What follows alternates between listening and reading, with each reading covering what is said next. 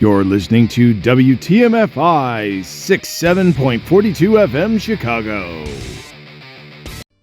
Good evening, all you weird and wonderful beings, and welcome to WTMFI 67.42 FM Chicago. This is TJ Fanpool, aka Turbo TJ, reporting to you live on TikTok. Tonight, WTMFI is your source for Star Wars Fact of the Day Weekly Review. During the week, we bring you a Star Wars fact Monday through Friday. Then on Sunday, we do a live review of all the facts, bringing you all the information we have researched from StarWars.com and Wikipedia.com. I hope you stick around with us through this show and take part in the chat as we cover each fact from this past week. Now, a little bit about your host, moi. I'm a diehard Star Wars fan, but not just of the movies of the original trilogy. I have been following Star Wars since I was a kid, starting with the original trilogy, but I didn't lose that interest at the end of that trilogy. My passion for Star Wars made it a part of my whole self, and I fueled that with books, comics, movies, and TV series from the 1980s up until today that expanded my knowledge and lore of the Star Wars universe. Thank you all for coming in. So we'll start the going through the facts from this past week.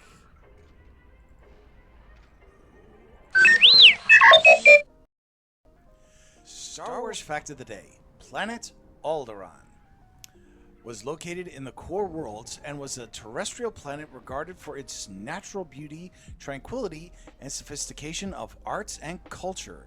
It was the first entire planet destroyed by the Death Star.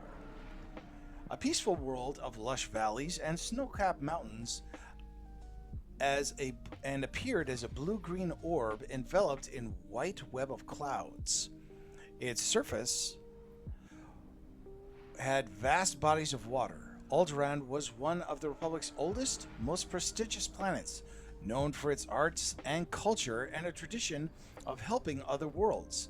The peaceful world of Alderaan was among the oldest members of the Galactic Republic, the democratic union that governed most of the galaxy and was among the worlds that originally founded it. In the last years of the Republic, the peaceful planet was ruled by Queen Breha Organa and represented by her husband, Senator Bail Organa, a loyalist senator who supported Supreme Chancellor Palpatine while seeking to aid refugees of the Clone Wars. Despite his support of Palpatine, Organa became alarmed as the war ground on, and the Supreme Chancellor amassed more and more power.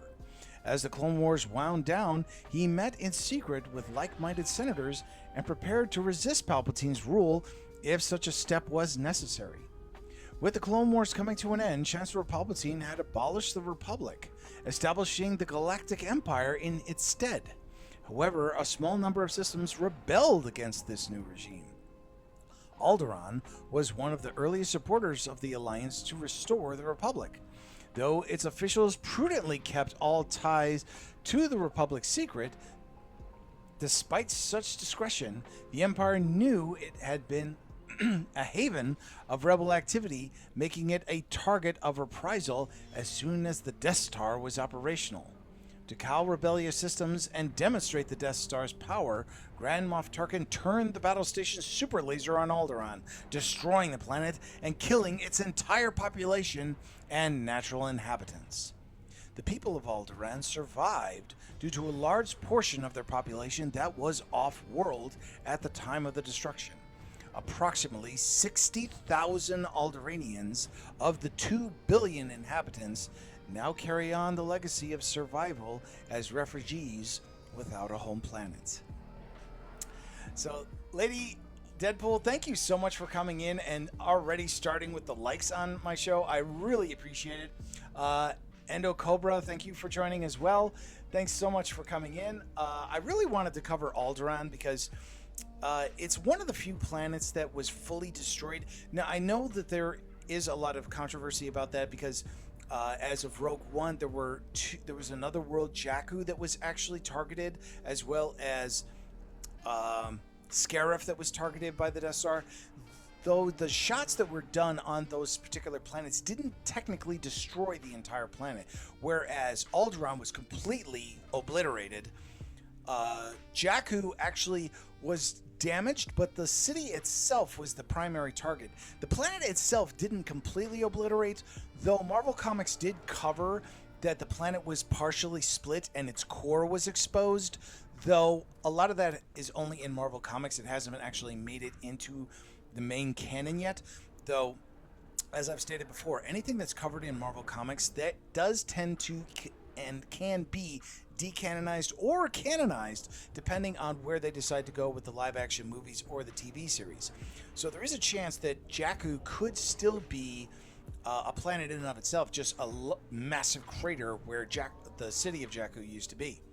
So in addition to that, Scarif also took a hit, but the planet wasn't entirely destroyed. It was mainly the base at Scarif that was targeted.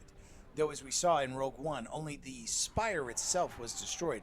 We never saw exactly what happened to the base itself, and especially assuming that also there was an entire division of Imperial troops down there, there's a chance that they actually did survive, so it's just a question of how much damage was actually done. That actually hasn't been covered in any of the canon, at least as far as I've been able to ascertain for myself. Though Alderaan itself was completely obliterated, as we saw in A New Hope. When the Millennium Falcon arrived with the coordinates for Alderaan, it was basically an asteroid field, so there were literally no survivors whatsoever. So, and I really enjoy reading up on the status of canon on when it comes to Alderaan, because as of right now, Alderaan is still, the entire populace of the planet is still refugees. So of the 60,000, and that has been confirmed, Marvel actually went in and did a full background on it, and that has actually been covered in the EU as well. And Disney itself has actually put out a manner of speaking in regards to the refugees, but they haven't actually done anything with canon at the moment for discussing about what exactly happened to the refugees of Alderaan. We did get a little bit of that from Mandalorian with Cara Dune, who was one of the survivors of Alderaan, and she actually worked as a drop trooper. So the question is whether or not there actually has been established a place for the Alderaanian refugees. It's one of those kinds of things that you wonder which planet would have taken them in. Now, me personally, I always thought that Naboo would have been a prime location for the refugees of Alderaan to go to, because it's another peaceful planet. But it's kind of a point of conjecture right now that they haven't actually put into print or anything about where exactly the representatives and the where Alderaan actually goes. Because as of the New Republic, we don't know what the status of Alderaan is. I mean, did they end up on some other planet? You know, was there a designated planet that was secured for them? You know, was there another species that welcomed the refugees onto their planet? So this is still kind of up in the air right now.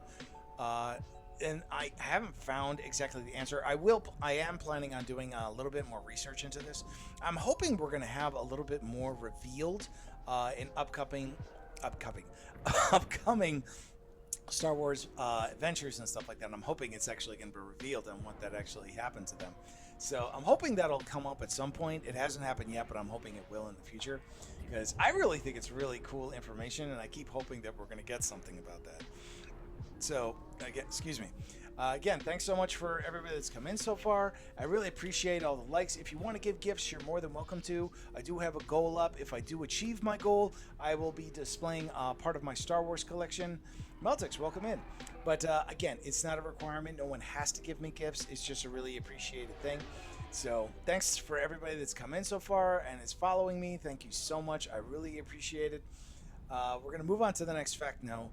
If anybody has any questions or anything, please post it in the chat, and I will be more than happy to discuss it. Right now, I'm just going through the facts as they come. If somebody comes up with a question or something like that in the chat, I will address it as soon as I get done with the fact. But definitely feel free to post up questions or discussions in chat, and I will definitely comment on them. So we're going to move on to the next fact now.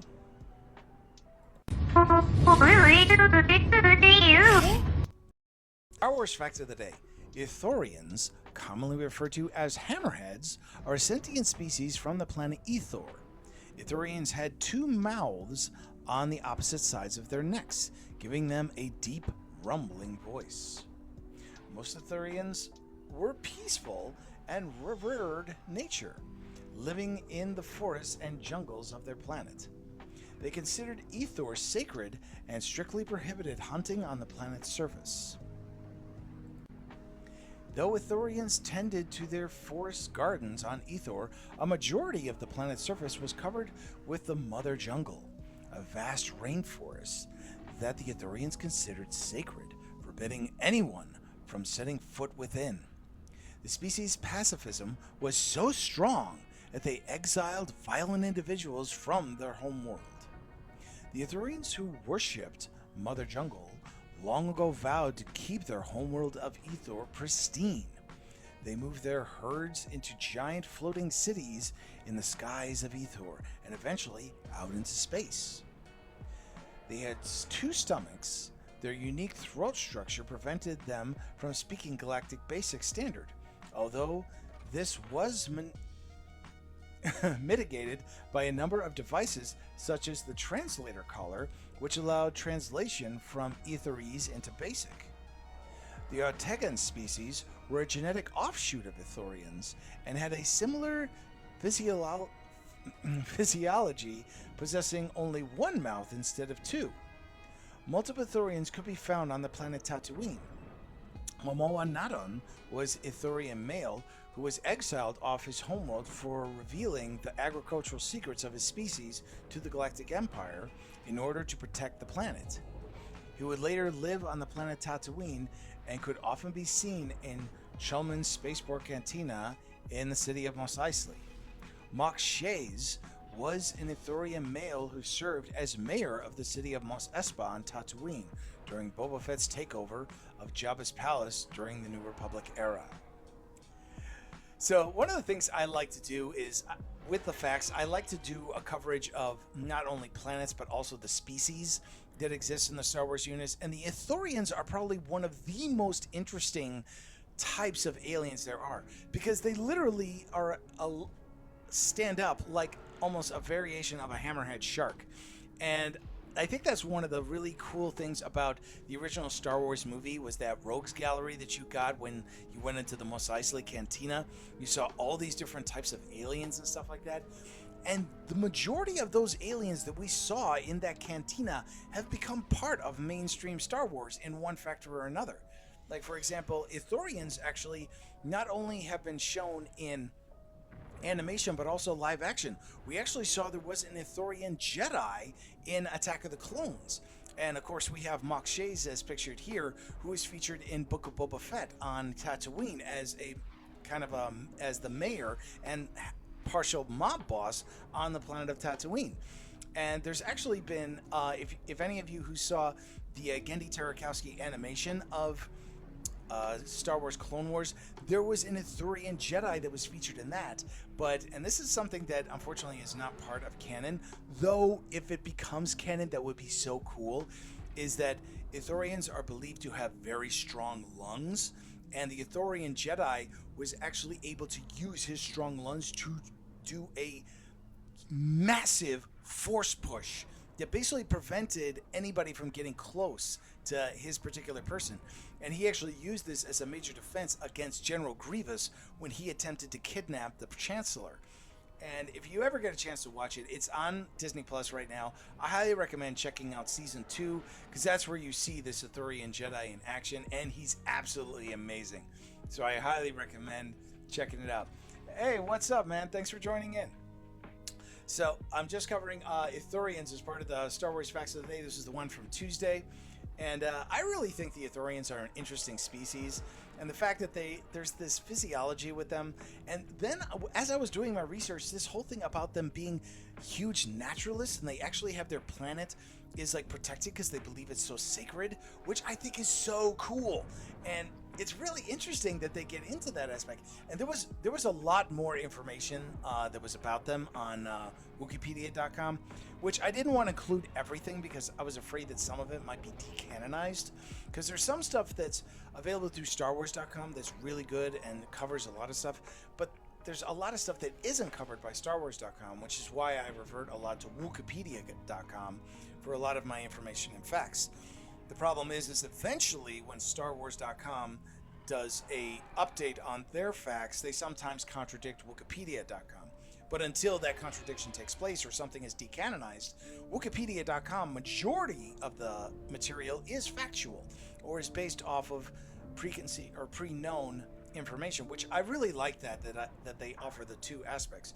And of course, I will do additional online searches and then I'll verify off of those, because I really wanted to know as much as I could about the Ithorians, and just what I got was really interesting stuff.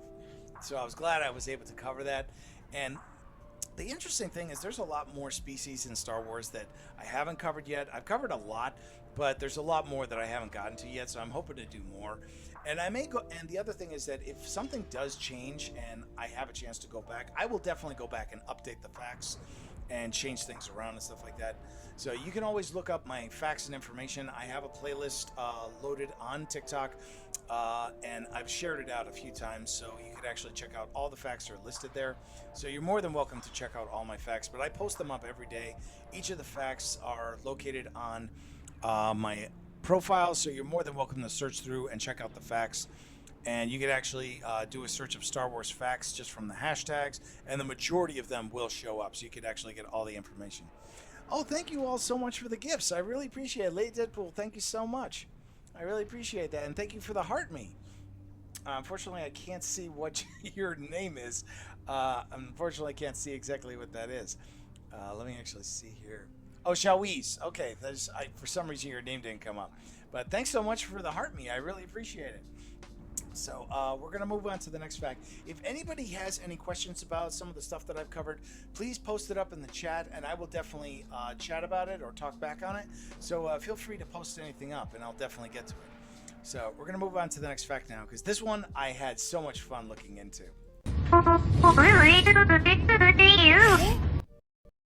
Star Wars fact of the day. Disney purchase of Lucasfilm. On October 30th, 2012, Disney announced a deal to acquire Lucasfilm for $4.5 billion, with approximately half in cash and half in shares of Disney stock. Lucasfilm had previously collaborated with Disney's Walt Disney Imagineering division to create theme park attractions centered on Star Wars.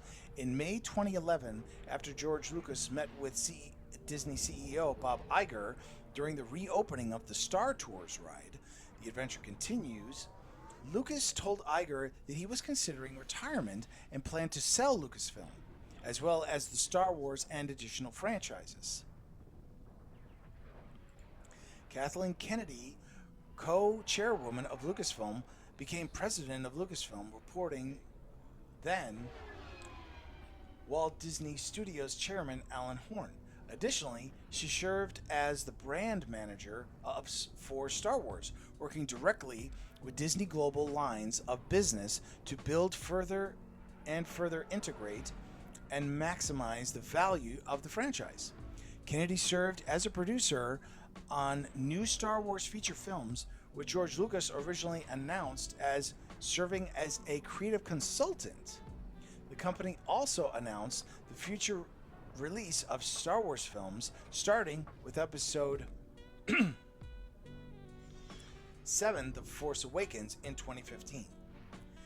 At the time of Disney's acquisition of Lucasfilm, 20th Century Fox, the original distributor of the first 6 Star Wars films, was to retain the physical and theatrical distribution rights to both the prequel trilogy and episodes 5 and 6 of the original trilogy until May of 2020, along with full distribution rights for the original 1977 film in perpetuity. On March 20th, 2019, Disney officially acquired 20th Century Fox after acquiring its owner, 21st Century Fox, thus consolidating all the distribution and ownership rights to all the Star Wars films under Disney's umbrella. Between 2015 and 2018, Lucasfilm released several cinematic films, including critical and commercial successes like The Force Awakens and Rogue One, alongside the less successful Solo. Creative differences caused 4 directors to leave several Star Wars film projects, which led to uncertainty for Disney CEO Bob Iger in 2017.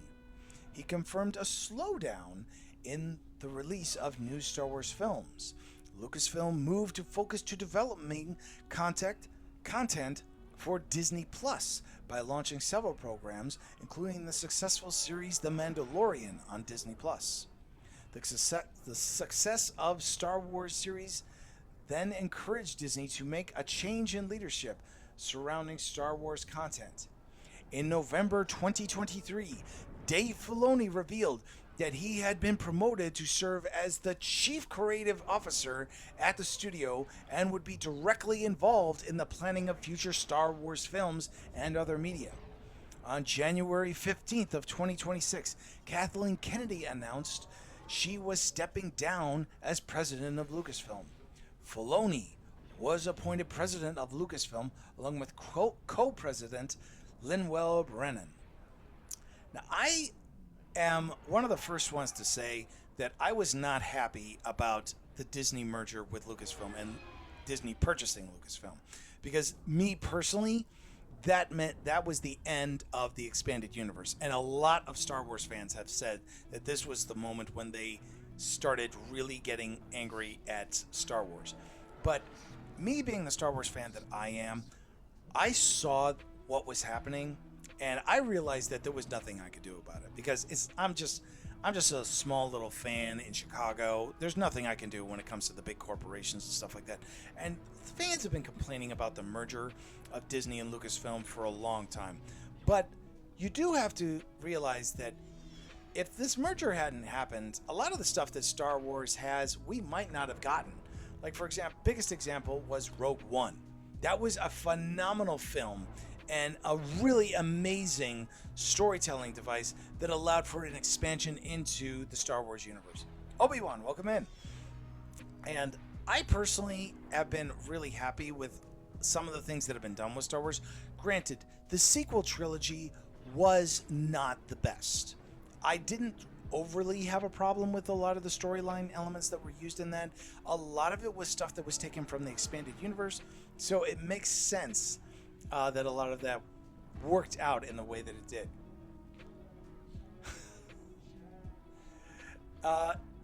So I actually, a lot of this stuff I write down and I keep track of, so that's the reason why it sounds as well as it does. So I'm basically going through, when I post the facts, I actually post the fact in the text, but also in the summary below, I give the full rundown. So that's what I'm basically reading off. So it does sound like I'm reading from a script, which is kind of what I'm actually doing. Dreamer, welcome in. So, but the interesting thing about Star Wars is that through the merger with Disney, we have also gotten so much more when it comes to Star Wars. I mean, there is now a Star Wars theme park at Disney World, I think also at Disneyland. I'm not sure about the whole thing with Galaxy Edge at both locations. Well, we now have a kind of, a final location where Star Wars fans can go and check things out. Me personally, I haven't gotten there yet. Finances wise, I can't afford to go there. But that doesn't mean that I don't still want to go there and I want to experience what it's like to actually be at Galaxy's Edge and enjoy the sights and all that. Thanks so much for the roses. Thanks so much. I appreciate it. And that's part of the reason why I still love Star Wars, is because you can go and see these kinds of things, and it's really fantastic. But that's something that we got through the merger with Lucasfilm and Disney. Now, of course, we've also had a few things that a lot of fans have not been happy with. Like, some people were really not happy with the Solo movie. I personally didn't have a problem with that. I kind of liked Solo.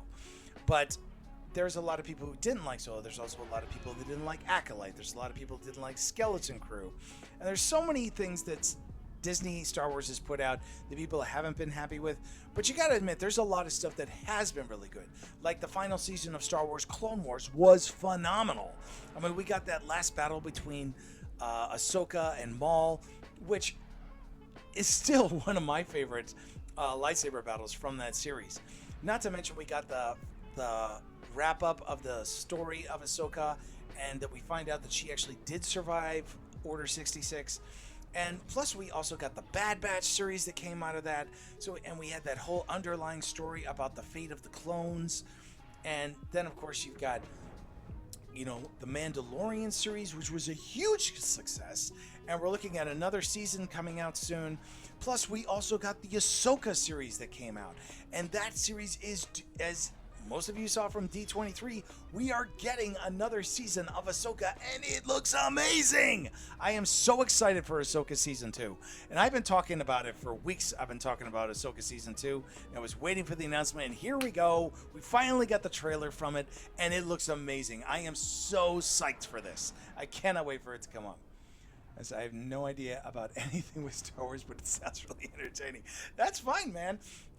You know, not everybody's in Star Wars, but the fact that you showed up here and you're commenting on it, dude, you're already entering a new world. So if you want to, get interested in Star Wars, if you don't, no one's making you do anything. That's the great thing, is that Star Wars is open to everybody. A lot of people get into it because of one little thing. A lot of people get into another thing. Heck, I just love the fact that there is now a way to actually go from Goonies and into Star Wars by literally, you could show Goonies and you could show Star Wars Skeleton Crew, and it's literally showing two aspects of the same story. Basically the kids, they find something and they go on this massive adventure, and there's danger and all that kind of stuff. It's basically like watching Goonies. So a lot of people get mad about that. Me personally, I love it. I love more stuff about Star Wars. I love any kind of Star Wars content you can get.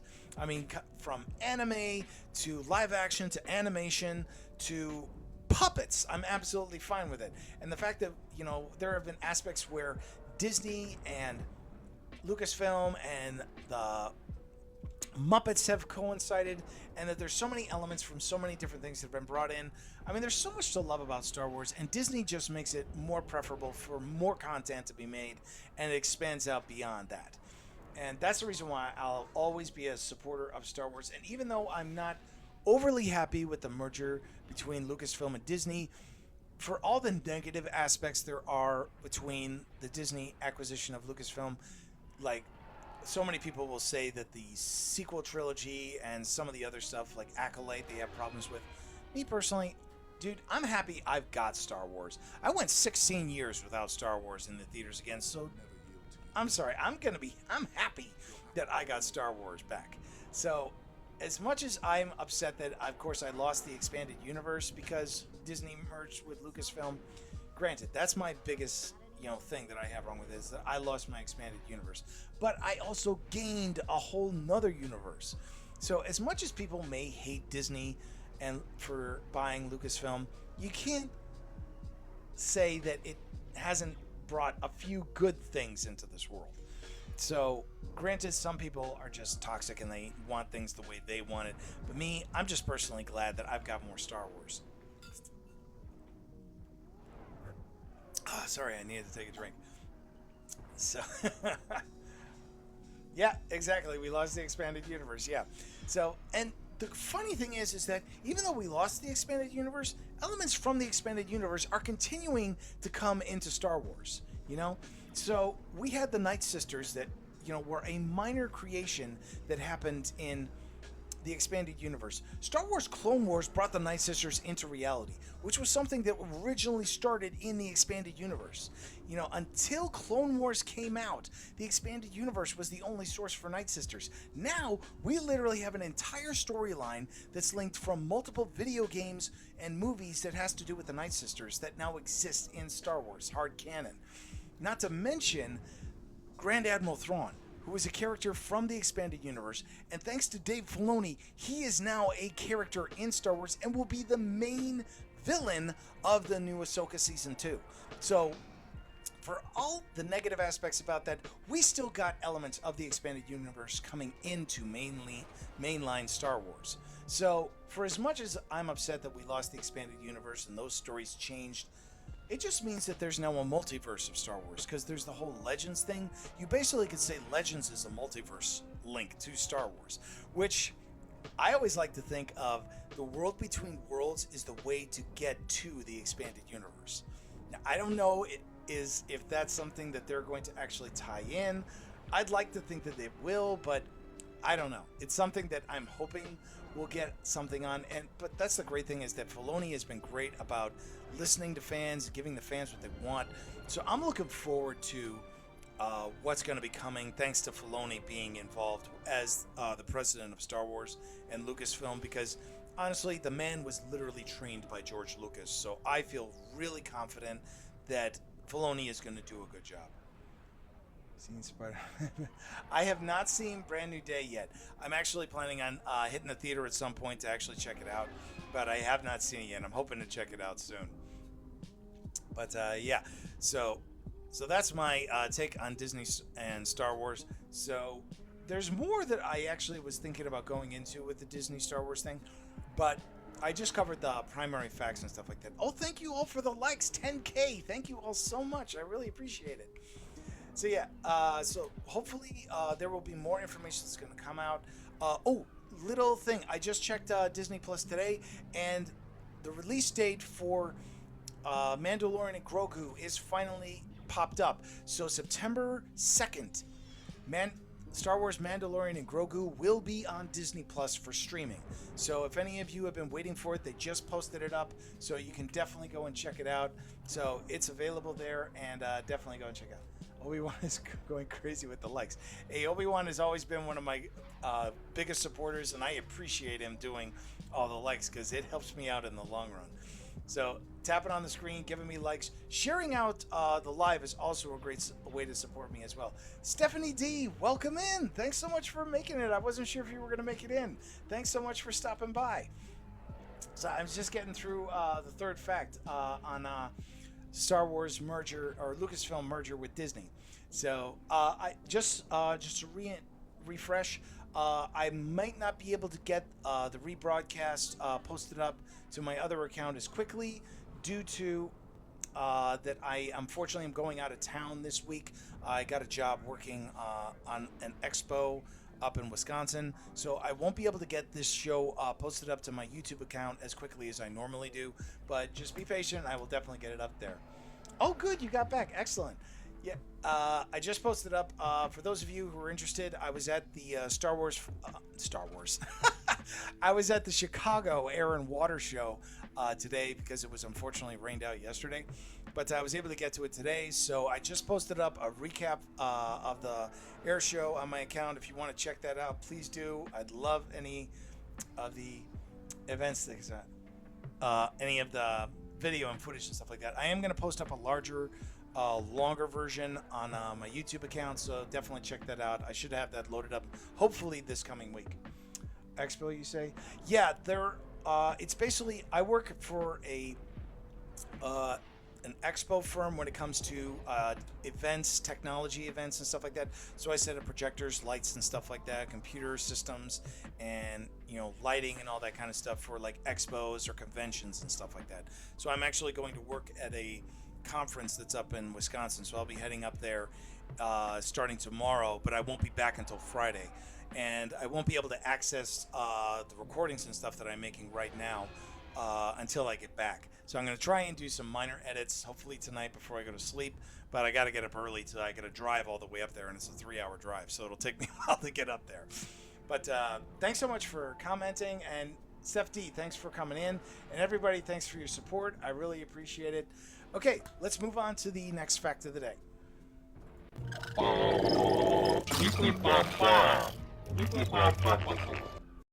Star Wars fact of the day.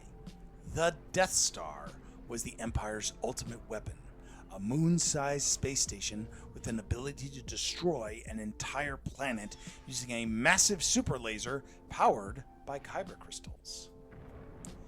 It was the pet project of Emperor Palpatine, Director Krennic, and its commander Grand Moff Tarkin. Also known as DS-1 Orbital Battle Station, the earliest plans for a mobile planet-destroying superweapon dated back millennia to the ancient Sith. The superweapon itself was designed by the Geonosian people during the waning years of the Galactic Republic just before the outbreak of the Clone Wars. The project was later taken over by the Galactic Empire after initial construction had already begun. Even as the Clone Wars raged, the Death Star secretly took shape. After the fall of the Confederacy, construction of the Death Star was appropriated by the nascent Empire in the space above the planet Geonosis. Access to the former Separatist world was restricted, with very few in the Imperial hierarchy allowed to know about the battle station's construction. The Empire initially appointed Vice Admiral Rancet to supervise the network of bases protecting the Death Star, an effort overseen from the remote Sentinel base. Rancet's replacement, Admiral Tarkin, faced a host of challenges, from delayed shipments and raw materials shortages to missed engineering deadlines and attempts at sabotage. Tarkin proved a capable commander, and Palpatine rewarded him by making him a Grand Moff with greater control over the project. Originally titled Project Stardust by project leader Galen Erso, the name Death Star was coined by the scientists who found themselves working on the project.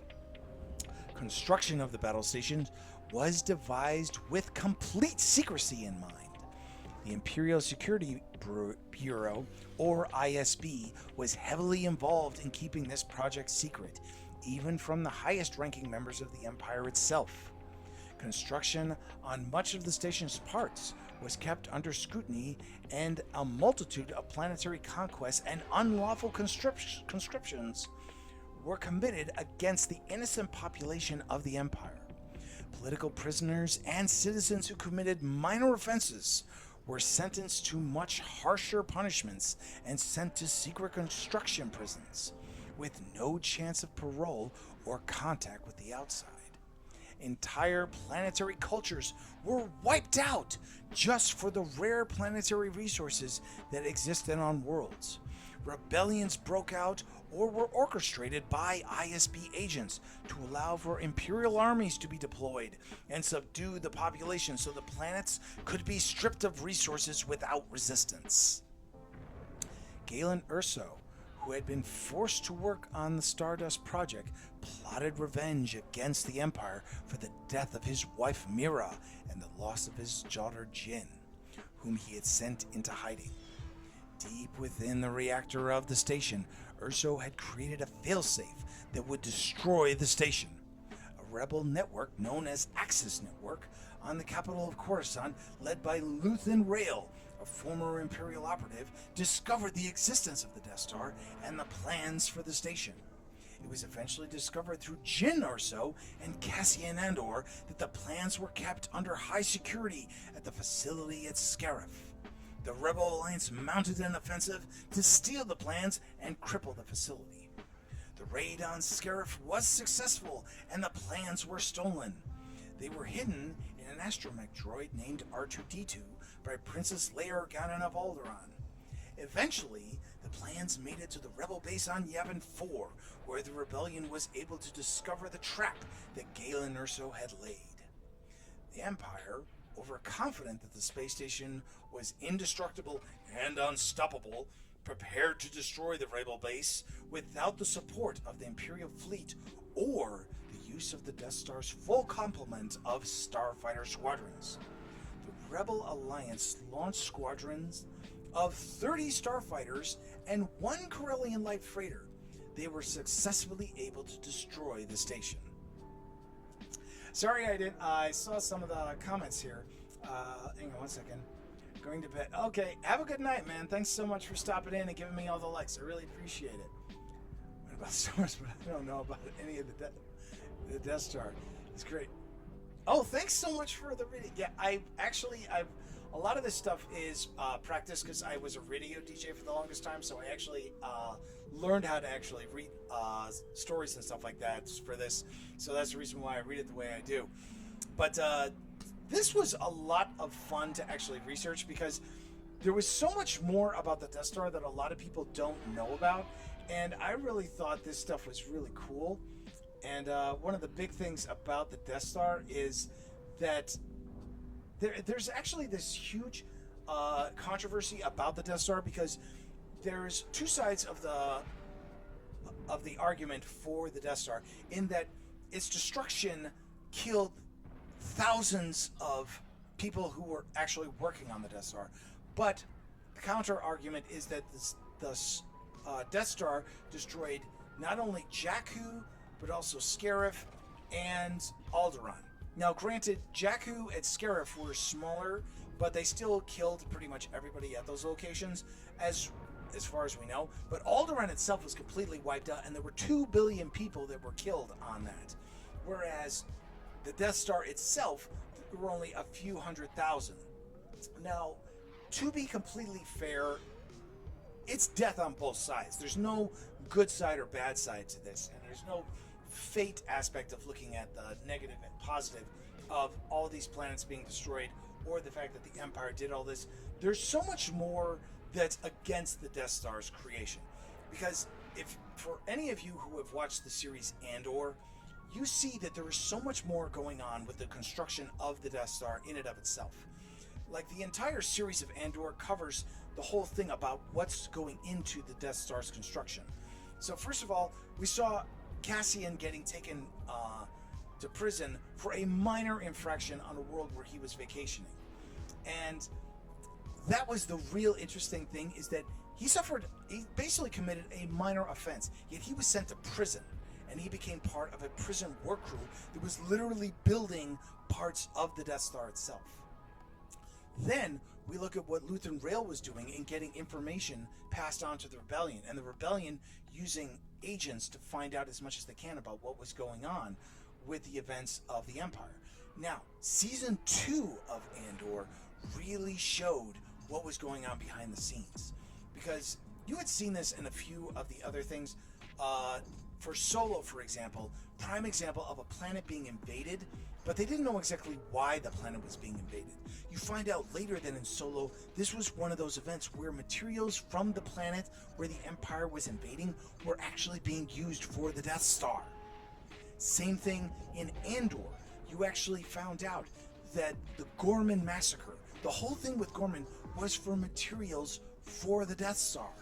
So the whole orchestration of the ISB to create the revolution on Gorman was basically designed specifically so they could wipe out the majority of the population and any resistance, so that they literally could strip the planet for everything they needed in order to build the Death Star. Now that is some serious darkness right there in and of itself. I mean, just coming off the aspect about the fact that the Rebel Alliance was able to destroy the Death Star and that all the people that were on the Death Star died. Granted, that doesn't cover or even come close to fitting the bill for all the other negative aspects that the Empire did in the construction of the Death Star. I mean, you had people being taken as slaves to build parts for the Death Star. Even the Wookiees were used for actual manual labor for the construction of the Death Star.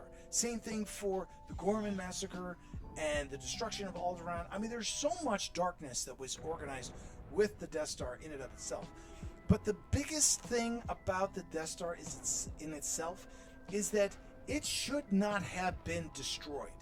And this is something I really want to make sure I transfer to everybody. And I actually saw the research that was done on this. Think about this. In Return of the Jedi, you see the second Death Star. You also see the Imperial Navy blockading the Rebel Alliance at the second Death Star. Here's the question. Where was that fleet in Star Wars A New Hope when the Death Star was approaching Yavin? They weren't there. Pride was the biggest thing that made this Death Star walk into a trap that allowed it to be destroyed. Because Tarkin was so confident in this space station that he did not believe that a fleet was needed to take out the Rebel Alliance. And he didn't feel that the plans that escaped him would be enough to take down the station. He didn't realize how dark it was. We find this out, of course, in Rogue One, that the way to destroy the space station was by dropping explosions into this small reactor port.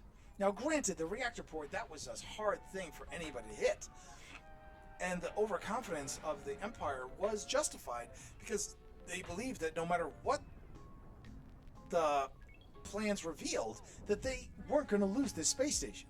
But the other thing about it is this system, this space station, was not designed for repelling starfighters. It was designed around a large-scale assault, as was stated in A New Hope. This station was designed to take on entire fleets of ships. So, like, if the Rebel Alliance fleet took on the Death Star would have been able to destroy them because they had massive turbo lasers and batteries all over the planet. There would have been more than enough to take out any ships that might have come close. Not to mention the giant cannon that could destroy anything. So now, of course, we don't know what this power up time between shots with the Death Star, but still, it's something that you really wouldn't know about. And so the fact that they didn't bring the fleet with them to help support against the Rebel Alliance, that's a fault right there. But here's the biggest thing. There were multiple starfighter bays on the Death Star that was fully manned with multiple squadrons of TIE fighters.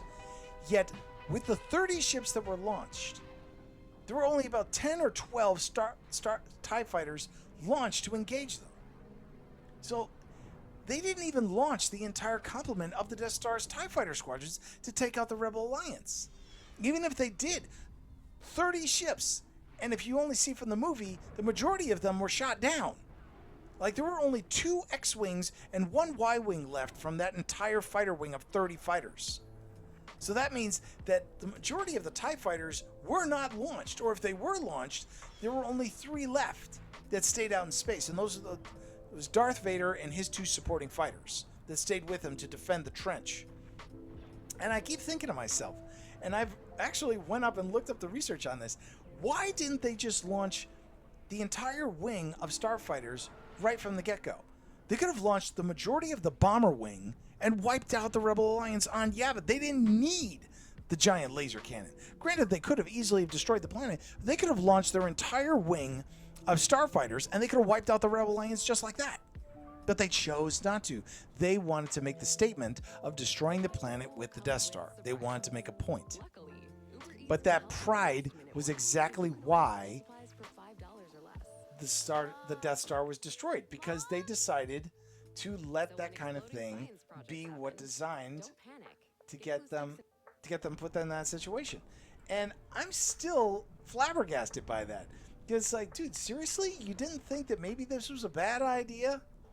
And this argument has been done multiple times, and I've gone through multiple chat rooms and stuff like that with this argument about the destruction of the Death Star. And, the contradictions of said, yeah, well, the Death Star did this and this, so it deserved to be blown up. No, the rebels did more damage with all the stuff on this, and there was thousands of people that were on the Death Star that were killed. And it's like, dude, there was no reason why the Death Star should have been destroyed. When it comes down to it, they basically chose to put all of those people at risk. So this is something that I have always held off, is the Empire could have chosen to take precautions to make sure this battle station didn't get destroyed, but they walked right into a trap and they ended up getting blown up. So anybody who wants to argue that the Rebel Alliance is a bunch of killers and murdered everybody that's on the space station, I'm sorry. The Empire wiped out 3 locations, 2 cities basically. One was one of their own Imperial bases. They also destroyed a sacred city of the Jedi, and then they destroyed an entire planet. So yeah, I have no sympathy for the Empire when it comes to this space station. Granted, there were a lot of innocent people just working regular jobs that had no idea their space station was going to be destroyed. But again, the Empire could have taken precautions and put everybody on, shuttles or escape pods so they could have escaped. I mean, there's multiple fighter wings that were completely wiped out because guys were on station, standing by, ready to launch into combat, and they were all wiped out while they were sitting in their fighters. I mean, you really think about that. The amount of death that's involved there's no accounting for that.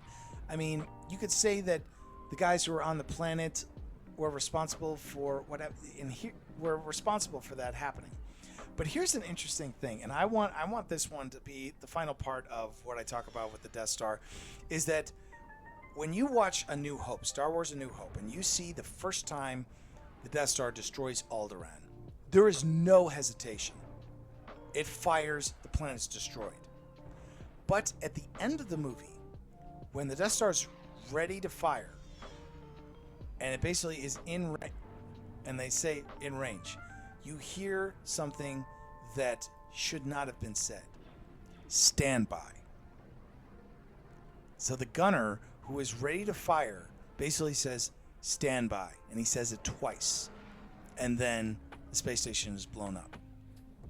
And I think that was the moment where the guy who was the gunner, he was there for the destruction of Jakku. for Jeddah. He was there for the destruction of the base at Scarif, and he was there for Alderaan. That's 3 targets that were destroyed by his hand. But now he's at the Rebel Alliance. You got to think that this guy is like, I've destroyed this many lives by pushing a button. And then they're under attack, and he's thinking to himself, stand by. Stand by. Because he was hesitating. He didn't want to do it. So I just think that's an interesting. I don't know if that's what actually happened, but I've actually read a bunch of chats that actually thinks that that's why he says stand by twice. Because he was stalling, because he was hoping that something was going to happen that was going to prevent him from actually pushing that button. And I think that's one of the coolest things about that whole situation. So if you guys get a chance, go back and watch A New Hope.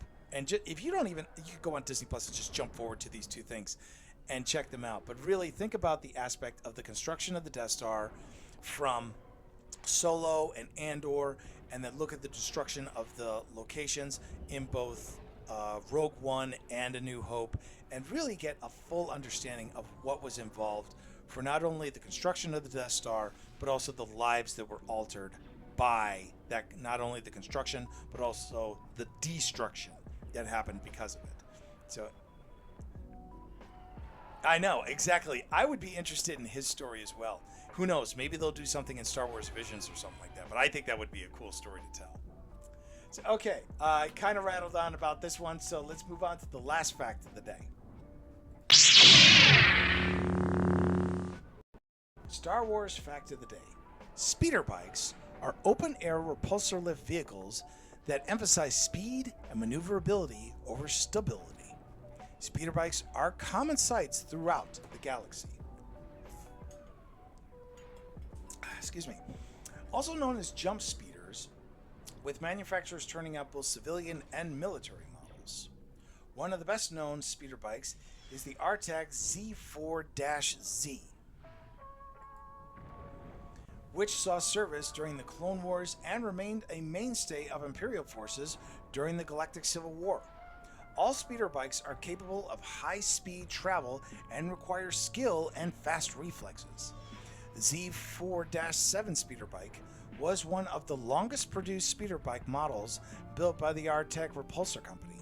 A militarized variant of the RTAC's popular 74Y speeder bike, the Z4Z, was first fielded by the Grand Army of the Republic during the Clone Wars. It was the successor to the RTAC's Bark speeder, which was also created for the Grand Army and used in the Clone Wars. The Z74Z was built for speed rather than viability. It had a relatively fragile twin-spar frame that mounted the powerful ATEC VV318 Scorson repulsor lift engine.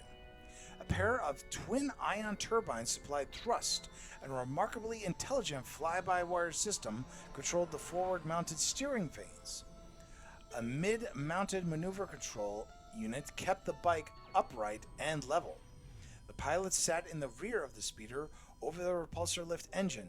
The bike had a set of handlebars and rear set foot pegs, which controlled yaw and pitch controls for the pilot to operate. A particularly powerful speeder bike was called a swoop. Swoop bikes, in essence, were a more dangerous version of a speeder bike that both its enthusiasts and its detractors described as an engine with a seat. Although more powerful than speeder bikes, swoops were crude and lacked finesse. They were hard to control, requiring instinct, strength, and timing.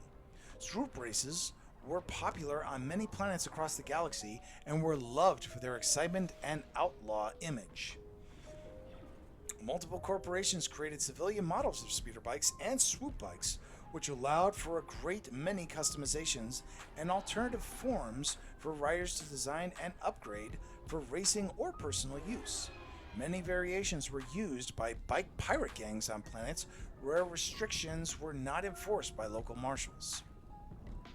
So I really just wanted to cover speeder bikes because they are really an interesting aspect of Star Wars, is that we really get the speed and agility of these. And the interesting thing was that when Return of the Jedi came out and we actually got the speeder bikes, the technique in order for them to actually film the speeder bikes was a new type of filming. It was, instead of there being like, they still had the same filming techniques that they used for high speed vision, whereas usually if you actually see, they actually used like filming and stuff like that. But this was the first one where they actually used a variant of blue and green screens in order for them to actually shoot this, which I thought was really cool, is the fact that they were actually using that. And this was the first time they really employed that for the film. And the whole aspect about the speeder bikes is something that we've seen in both animation and live action. We've seen multiple variations in the prequels, where we actually saw Anakin Skywalker flying off on a swoop bike in order to find his mother. And we then saw several versions of the different speeder bikes in the Star Wars Rebels series. We even saw one of the more advanced speeder bikes in the Ahsoka Season 1. Sabine was actually riding one on Lothal. So I thought it was a cool thing to actually look at these. And there's multiple variations. In the Clone Wars, we saw several variations of speeder bikes being used, both small and large. And I always thought that was kind of cool that we got these variants of these speeder bikes, which are very similar to the motorcycles that we have, in modern day. And I always thought that was such a cool riff thing that they did with that, is that they show, like, even in an advanced society, you still have these thrill seekers who are using something super fast that's open-winded, and you could easily, injure yourself from a crash or something like that from taking it too fast. And I just think riding on a motorcycle is very similar to riding a speeder bike. You're literally, it's an engine with a seat, except there's two wheels, but it's still is an engine and a seat and two wheels. That's pretty much it. There's no protection whatsoever. So, jumping on a Harley Davidson or a Suzuki or a Honda, you're still doing the same thing as a speeder bike. The only difference is the speeder bike is up off the ground. So if you're flying in an open space, you don't have to worry about bumping into things. Whereas if you're riding it through a forest, that's a different story, which we saw in Return of the Jedi. But I've always thought that speeder bikes were just a really cool thing that was added into Star Wars, and I really wanted to cover it as one of the vehicles, because it's not just for military use, it's also for casual use as well. So thanks so much for everybody that's come in tonight. A lot of people have been commenting on everything, and it's been really great. Sorry, Steph, I just saw that you were saying, and the most decision not illogical. Yeah, absolutely. I never thought about how it was built. Right, yeah. And that's the interesting thing about the Death Star in the way it was built, is everything that was involved with it. Now, the reason why I know about a lot of this stuff is, one, I've watched all of the Star Wars movies and series. I've also did all the research on it. So finding out a lot about this stuff is really interesting. And you can look up a lot of this stuff on both Wikipedia.com and StarWars.com. A lot of this information is there, and the majority of the details that I got for the Death Star was on StarWars.com, including the stuff that was covered just in Marvel Comics, but they actually added it in for the additional storytelling for the main story of the Death Star's creation. And of course, we have all the additional information we got from Rogue One, and the additional stories that came out about from Andor that gives the details about how the Death Star was created. So, and with the speeder bikes, I just thought it was super cool to have these vehicles that move so fast, and yet they're used for both military and non-military uses. And that's part of the reason why I do the facts, is that there's so much interesting stuff you can find out about Star Wars, and there's so many different aspects to look into it that you're never really disappointed by stuff that you can find out about Star Wars. I mean, there is so much material from, you could go from every aspect of society, whether it be financial, religious, technological, they're all there. And it's just one of the more interesting creative sides of what George Lucas created, is a world where you can fully transfer yourself from a escapism of going into Star Wars, because there is so much of the real world that's still in Star Wars, where the same things that everybody does on a day-to-day basis is still done in Star Wars. I mean, you've got farming, you've got shopping, you've got, political arguments. There's, people driving in cars and just going to their own job and coming home and taking care of their kids. You still have the same thing in Star Wars. I mean, it's all there. Star Wars is really an amalgamation of society, of our current society, where you see the same things portrayed in both. So, by looking at Star Wars in that way, it's a really easy thing to do to make the transfer over. I mean, if you want to invest yourself into Star Wars like I have, and I've learned about the facts, watched all the movies and the TV shows, read so many of the books, there's a great escapism to Star Wars in that it really allows you to stay still firmly in the real world, but still be able to have that escapism into Star Wars where you could easily transfer right back. That's the reason, part of the reason why I love Star Wars so much, is you don't have to have the fantastical aspect of going into like Marvel or DC with like superheroes and stuff like that. You don't technically have to do that. With Star Wars, you find just as many regular day people going through their lives and things happening, not happening. I mean, there are thousands of people in the Star Wars universe that never were affected by the main things that happened. Like, they weren't affected by the Jedi, the Sith, the war, the political aspirations. Some people are just, farmers on a planet, and they just sell their crops and they take the money home and they buy equipment for use for, harvesting their crops. I mean, it's the simplest aspect about Star Wars is that the entire galaxy was not overly affected by the things, though several were. And you could think about Star Wars is that, and this is my thing that I really love about it the most, is that you can think about Star Wars is that it is an entire galaxy off on its own. It's completely separate, but it could very easily, the stuff that we see in Star Wars could be found in our own reality. I mean, because we still haven't explored all of outer space. So a lot of the stuff that's brought up in Star Wars could actually exist. Does it exist? I don't know. I'm not an explorer. I haven't been off of this planet. I have no idea. But I'm a firm believer that there is no way we are the only intelligent species in the entire galaxy. I'm sorry. I know that a lot of people are religious and they think that our species is the only one in the galaxy. I absolutely don't agree with that. That's just me personally. Could it be influenced by the fact that Star Wars has aliens and stuff like that? But me personally, I like to believe that there are more intelligent beings out there, that there's technology that we haven't grasped onto yet, and there's so much more to the galaxy than the money that we hand over for goods here on the planet. So that's just my personal opinion on that. But I like to think that there's more out there and that we don't have to run things the way we do on the planet as we do. So unfortunately, I'm going to have to wrap it up here. Thanks to everybody who came in.